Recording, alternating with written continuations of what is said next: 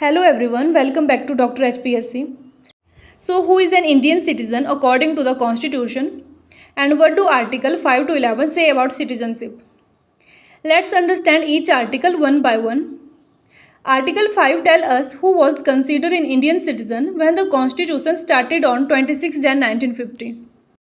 If he was born in India or either of whose parents was born in India, or has been ordinarily resident in India for not less than 5 years immediately before 26 Jan 1950.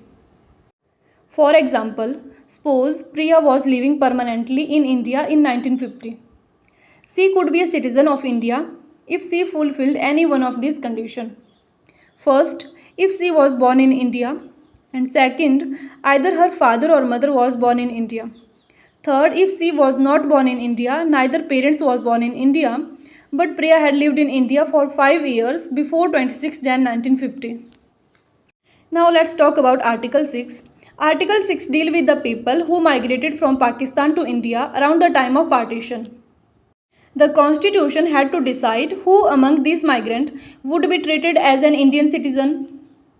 So Article 6 tells us a person who migrated from Pakistan to India on or after 19 July 1948 is a citizen if he is registered as a citizen of India in prescribed manner, or he has been ordinarily resident in India for 6 months immediately before such registration.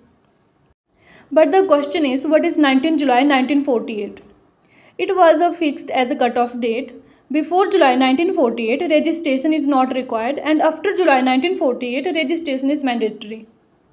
Now let's talk about Article 7. Article 7 deals with the people who migrated from India to Pakistan and then came back to India after 1st March 1947. Normally, he shall not be a citizen of India, but if he came back to India with a permit for resettlement or permanent return, then he could be considered for Indian citizenship under the condition of Article 6. Why 1st March 1947? Think of it simply. Before 1st March 1947, a person may have moved before the major partition related migration began. And after 1st March 1947, a person who migrated from India to Pakistan was treated differently under Article 7, generally could not claim Indian citizenship under Article 5. For example, suppose Priya lived in India and moved to Pakistan on 10 March 1947.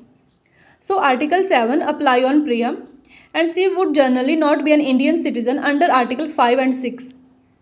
Now let's talk about Article 8.